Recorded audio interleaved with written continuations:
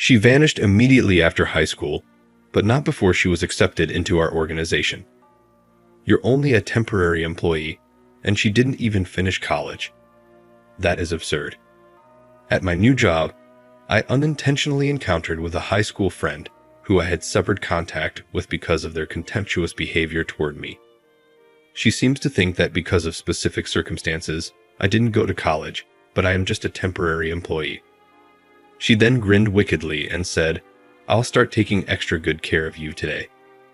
I made the decision to grin in return. "No, that's my line," I remarked, observing my classmate's dejection. "My name is Henry. Admittedly, my family is rather rich. My mother stays at home, and my father owns a business. My parents, who were single, didn't cut any corners when it came to my education and sent me to private institutions. My leadership qualities in elementary school were likely a result of my average performance in both academics and athletics. Since I went to a highly esteemed K-12 institution, I inevitably advanced to its middle school. I kept taking charge of the class in middle school and even held the position of class representative. With the help of my parents, I was able to keep up my good marks and have fun in school even in primary school. One day, however, a new student entered my class by transfer. My name is Elizabeth. I still find it a little challenging to speak English because I lived in France until last month. It's good to meet you." Unquestionably gorgeous, Elizabeth was born in France to an American mother and a French father. She quickly gained the class's attention. Excitement was running high in the classroom. "Elizabeth, the seat next to Henry is yours." Our teacher, Mr. Miller, added, "He's the class representative, so feel free to ask him for help if you have any trouble." "Mr. Miller, isn't this a bit of a dump on me?" I joked, realizing that I was getting all the responsibility. "Henry is more personable for someone your age as the class representative. Okay, let's get the morning meeting underway. Elizabeth, will you kindly have a seat?" he answered. Elizabeth took a seat beside me. I said, "Nice to meet you," to her. She said, "Nice to meet you too," which made me happy. Elizabeth had breathtaking beauty. Because of her unusual background, she moved to this prestigious middle school from France. She became the talk of the class and the grade. I believe that part of the reason she was so popular was her kind and innocent attitude. Elizabeth's English, which had become a little uncomfortable after her previous sojourn in France, was also regarded as endearing, which contributed to her popularity. It turned out that Elizabeth and I lived next door. The long vacant house next door had a moving truck in front of it, and I recalled my mother stating, "The Martins moved in next door." Elizabeth's name immediately made me think. Martin is a common surname, and I had no idea she would be a classmate. It was by coincidence that I met her as we were leaving for school one morning and realized she was my neighbor. I figured it would be weird to avoid her as we were classmates, so I said something. "Good morning." "Happy morning," she questioned. "Why are you here?" "The house next door is where I live." "You live next door to me." "It appears to be the case," she said. "Want to walk to school with me?" "Yes, let's go." It turns out that Elizabeth still preferred speaking French, even though she and her mother talked English frequently at home in France. She said, "Henry, how do you say this in English?" "It's flower," which means fleur in French. "Flower? You got it." Indeed, the pronunciation of the native tongue is somewhat distinct, isn't it? English is challenging. The only option is to adjust to it. "Like this, let's discuss a lot," I answered. Elizabeth enthusiastically replied, "Sure," and the two of us headed out. We soon began walking together to school. Someone inquired, "Are you two dating already?" "We just happen to live next door," I said. "Also, I serve as her mentor here." It seems that everyone in the class agreed with it, stating, "Well, that makes sense." That's how we kind of just fell into walking each other to and from school. Elizabeth would teach me French, and I would teach her English while we were out for walks. She mentioned that my English lectures were very straightforward and that her French sessions were simple to understand.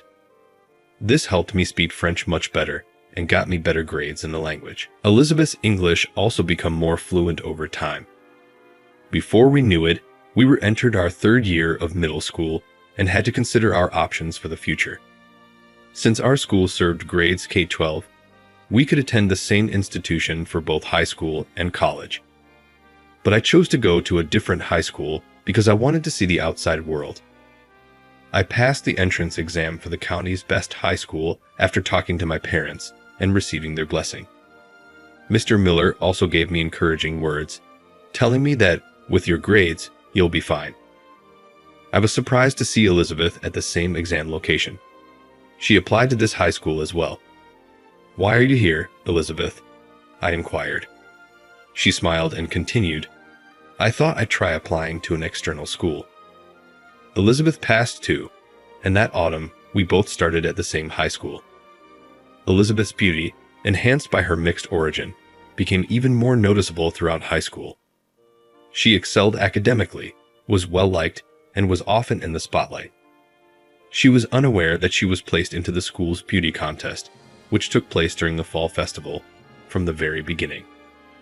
Her rise to fame began to make her appear to me like a far-off TV celebrity. It's peculiar. We used to live next door and sit next to one another in class. Since I went to the same middle school as Elizabeth, I made an effort to avoid being asked by other guys for her contact information, to forward letters to her, or to assist in setting up meetings. We attended high school together at first, just like we had in middle school, but as Elizabeth got preoccupied with her responsibilities as class representative and began attending classes with other friends, we gradually drifted away. Well, I established acquaintances of my own too, so maybe there was a social circle divergence by nature. Though I thought it was probably for the best, I felt a little alone because things couldn't continue the way they had in middle school. We had grown distant, although we still exchanged pleasantries and spoke periodically. Our friendship had become that of mere peers. In high school, I enjoyed stepping outside of my school and made acquaintances with classmates from different schools after I started working part-time.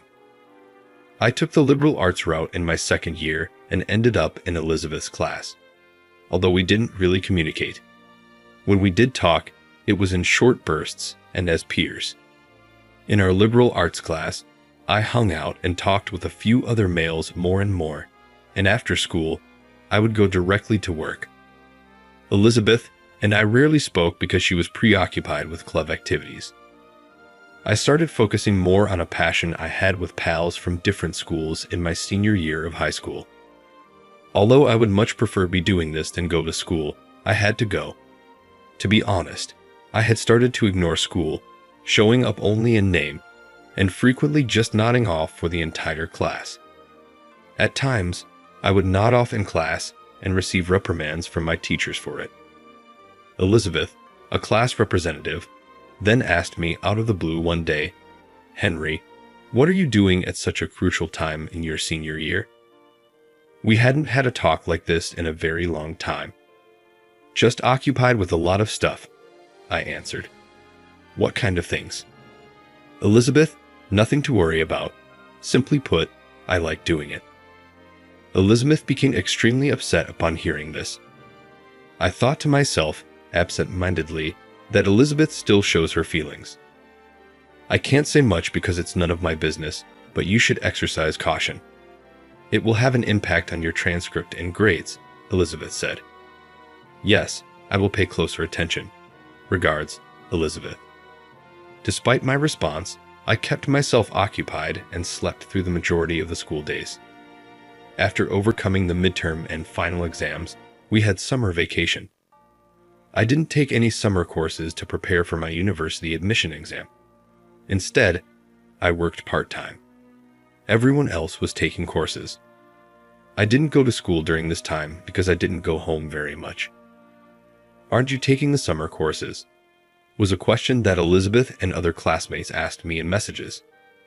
All I could say in response was, "I'm too busy with various things to attend." Then, as September rolled around and summer vacation came to an end, Elizabeth materialized in front of me as I greeted students and went into the classroom.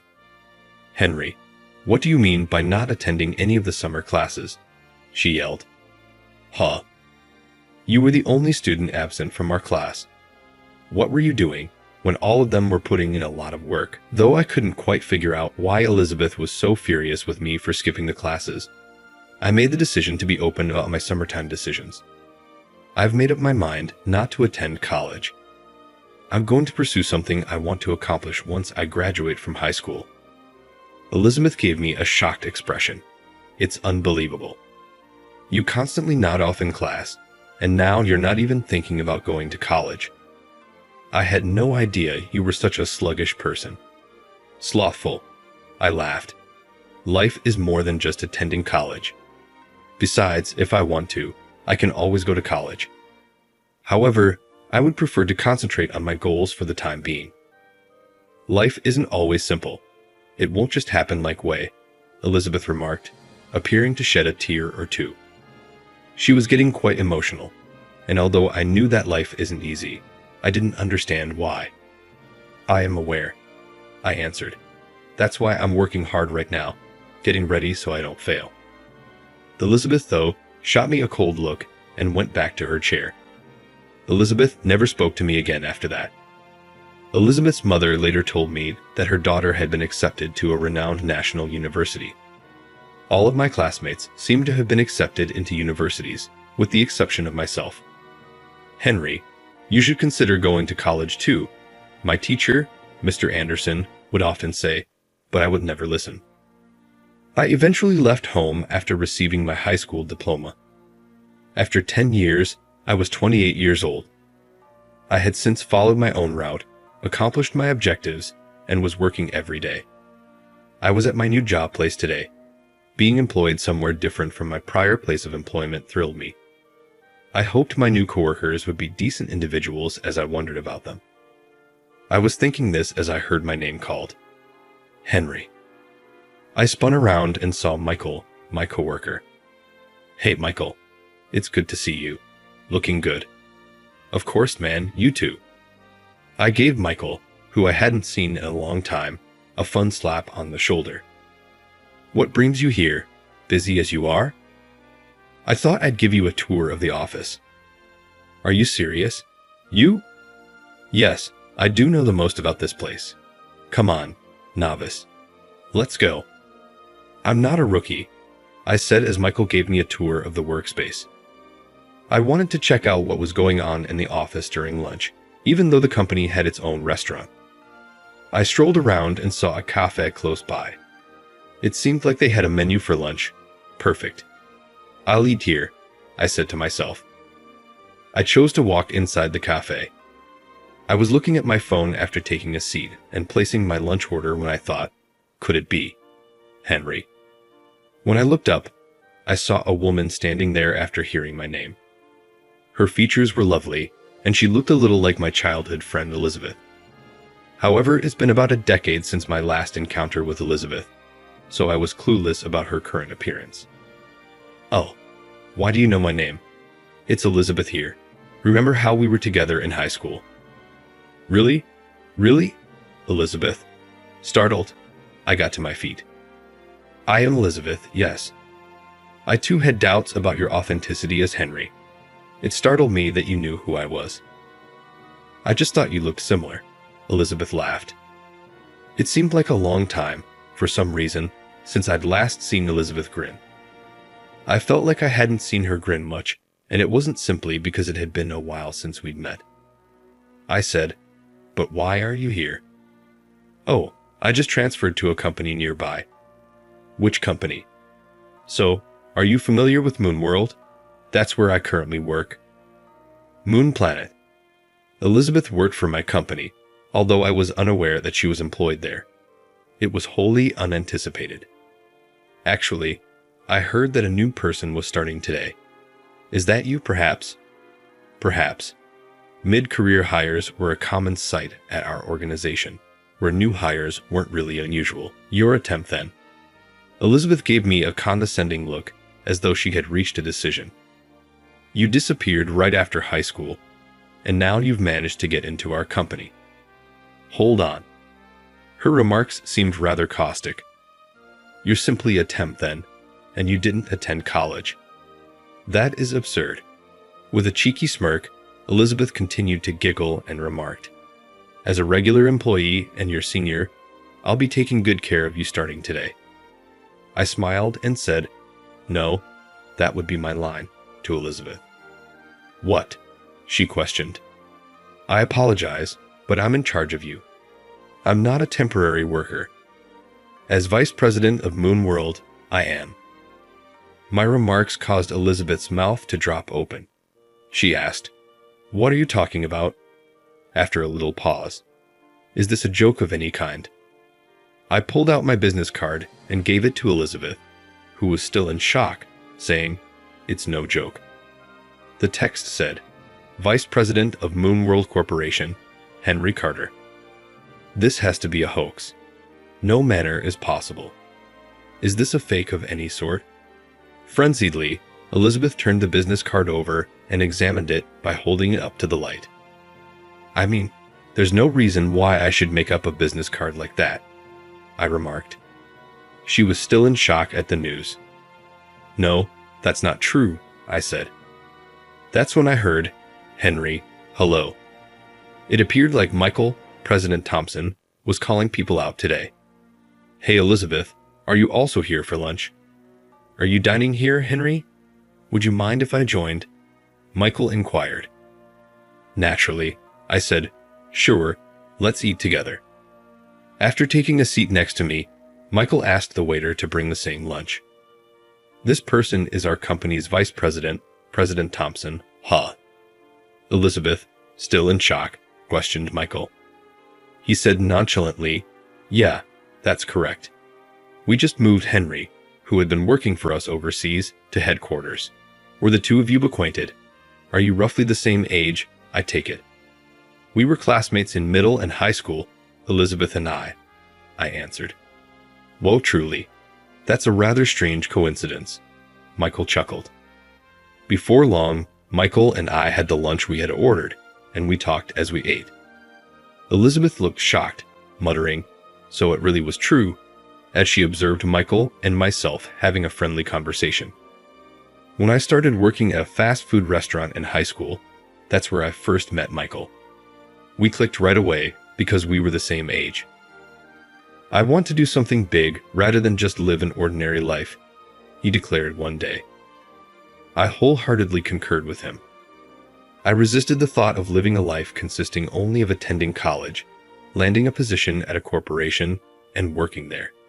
It didn't look all that intriguing. In retrospect, it may have been a naive desire to stand out from the crowd, but Michael and I made the decision to bring our dream to life. We talked about our options as a team and ultimately chose to launch our own business. We decided to source these goods from throughout the world and sell them as Michael, to our surprise, appreciated adorable things and curiosity. Elizabeth had taught me enough French on our school bus rides that I could traverse the world to find these products, while Michael, who was enrolled in a commercial high school, took care of the paperwork. We skipped high school and used my father's business guidance to get ready for our endeavor. We wrapped up our arrangements as our high school graduation drew near, and Michael and I launched our business not long after. While Michael marketed the things in stores and online, I made numerous trips to the US and other countries to get merchandise. Naturally, on our first international travels, we encountered numerous difficulties and risks. We frequently had things that broke easily or had our phones and wallets repeatedly stolen. Michael and I conquered these challenges together, and as a result, our company's transactions rose over time and it successfully expanded. We were successful in expanding our staff and building the business to its current state. We now have offices in the US and abroad, and I was working at our international branch until recently. However, President Michael said, "Isn't it about time you come back to the US?" Michael was quoted by magazines frequently as a successful young president, and he would never mention me, his co-founder. He found it difficult to understand why I wasn't there because I was overseas. Michael proposed that we conduct the interview together, as it would be less complicated. However, I was beginning to miss America and wanted to go back, so I gave the overseas branch to someone else and headed home. I was unwinding at a cafe close to the workplace after work while I was getting used to working in the US. There was Elizabeth once more as I let out a sigh and gave myself some space. She appeared to have something to say as she stood next to me. "Hey Elizabeth, how are you?" I inquired. "Henry," I wanted to apologize. "For what purpose?" I motioned for her to take a seat first and promptly placed an order for a drink. "About the other day, I apologize.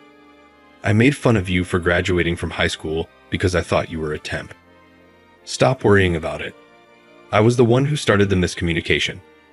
It was natural that you were puzzled because a new temporary employee named Robert actually joined the business the following day. And without really knowing anything about you, I said in high school that you were a slothful person. Did you mention that? I see. I made fun of it. Now that I can admit it, Henry, I've always liked you." "How come?" "Really?" The startling confession from Elizabeth stunned me sincerely.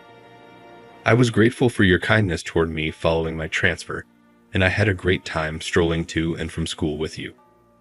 I went to the same high school as you because of this, but in our second year, things started to go our separate ways. I hoped we could be closer again when we were in the same class, but we didn't communicate much and you were always asleep in class. I felt a little deceived since it seemed like you drifted away. But that was all just my egotistical feelings." Elizabeth then had the same thoughts. "I used to think that we may be able to get back together if we attended the same institution. However, I became really disappointed when you said that you were not going to college. I labeled you lazy and remarked that life isn't easy because of this. I now regret doing that." Elizabeth laughed at the end as her voice became formal. "And even though you were always sleeping in school, you were always at the top of the class," she said. "I made sure to stay awake in class in high school," I answered. "I didn't want my grades to be brought up. In spite of appearances, I did my own studies. I maintained my grades at least at a minimum since my parents told me I could do anything I wanted as long as I graduated from high school." I reflected. Those were rewarding days, even though they were difficult due to balancing studies, part-time work, and startup preparations. If your grades are good, high school professors don't say anything. Elizabeth said, "Yes, but they kept asking me to go to college." They would, of course. For a prestigious school, it would be significant if a top student decided not to attend college. "In fact, Mr. Urson instructed me to get you to enroll in college," the woman remarked. "Mr. Urson also questioned you. He had to have been very desperate," I laughed in response. After that, Elizabeth and I had a great talk that made up for all the time we hadn't spent chatting in high school. Elizabeth seemed to be drifting away from me at the time, and I could see that she was growing in popularity. When Elizabeth heard this, she muttered, "I wonder if we wouldn't have drifted apart if we had been more honest with our feelings back then." I replied, "Maybe," wondering what Elizabeth would have thought if I had informed her at the time. "Actually, I'm starting a business." Would she have encouraged me to pursue that concept further, or would she have told me to quit up? "Hey, Elizabeth, how about we start over as friends again?" I said after a little period of silence. Startled, she exclaimed, "What?" I was quite pleased with your confession. Even though we were friends in high school, we drifted apart. But lately, I've been thinking that I want to enjoy our time together once more, I added. Elizabeth, with tears in her eyes, nodded. "Yeah, let's start over." Elizabeth and I started hanging out as friends and coworkers again after that. We even went out to eat together, sometimes with Michael and other staff members, and just spent time together. Elizabeth still had that adorable, naive quality. Even if we didn't always agree, I liked our days together. I eventually came to the conclusion that I liked Elizabeth and desired more time spent with her. The turning point came when Elizabeth, inebriated, declared one evening, "Walking to and from middle school with you was the happiest time of my life." Really, I always believed that spending time with you was the happiest moment of my life, even when I dated other people. I was truly moved when she admitted it, and I realized how much she cared for me. During one of our dinners, knowing Elizabeth was unmarried, I made the decision to come clean. After spending time with you as friends, Elizabeth, I've come to like you. Do you want to go out with me? I inquired. Yes. Elizabeth nodded swiftly, and our dating life began. Today is Elizabeth and my relationship's first anniversary, which happened about a year ago. I've made the decision to pop the question to Elizabeth today, preparing the ideal classic pop. The location is a restaurant with a stunning view of the night sky. I worked together with the restaurant staff to organize the surprise proposal.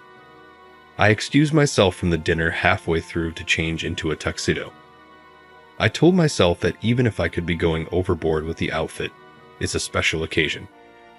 I then knelt down in front of Elizabeth at our table and promised to keep her happy forever.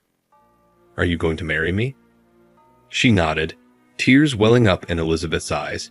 Yes, I'd be honored. After losing something significant due to prioritizing my own goals, I was thankful for the opportunity to start anew and experience this kind of happiness. I want to prioritize spending time with Elizabeth going ahead. Elizabeth might make mistakes too, even if I'm still young. But this time, we want to stay together and honestly share our opinions so that we don't drift away as we go through life.